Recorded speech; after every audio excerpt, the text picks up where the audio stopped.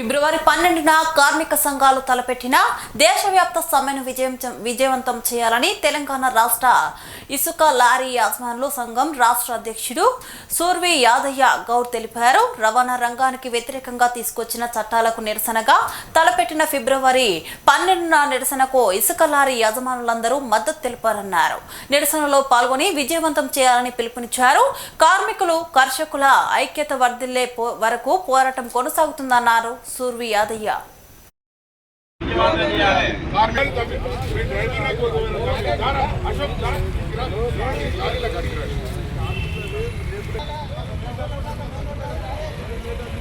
తెలంగాణ రాష్ట్ర ఇసుక లారీ యజమానుల సంఘం పూర్తిగా మద్దతు ప్రకటిస్తుంది. కార్మికులకు కర్షకులకు కేంద్ర రాష్ట్ర ప్రభుత్వాలు తీసుకొచ్చిన వ్యతిరేక చట్టాలను తక్షణమే దాన్ని రద్దుపరిచి కార్మికులకు న్యాయమైన చట్టాలు తీసుకొచ్చి కార్మికులకు న్యాయం జరగాలని తెలంగాణ రాష్ట్ర ఇసుక లారీ యజమానుల సంఘం డిమాండ్ చేస్తుంది.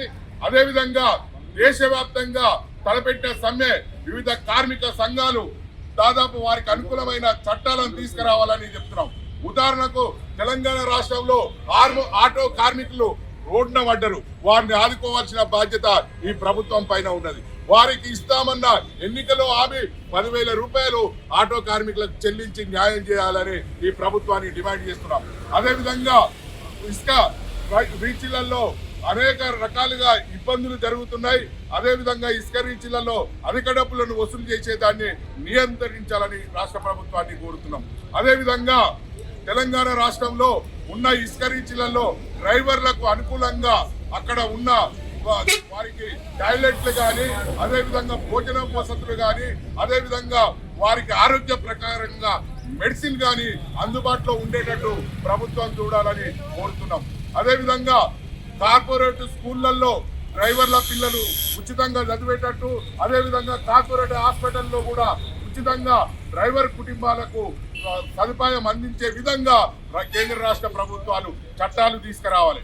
కానీ చట్టాలు పేదవారి నడ్డి విడిచేటట్టు ఉండొద్దని దాని మీదనే అన్ని సంఘాలు కలిసి దేశవ్యాప్తంగా సమ్మెకు పిలిపించడం జరిగింది. ఈ సమ్మెలో ప్రధానమైన డిమాండ్లు కేంద్ర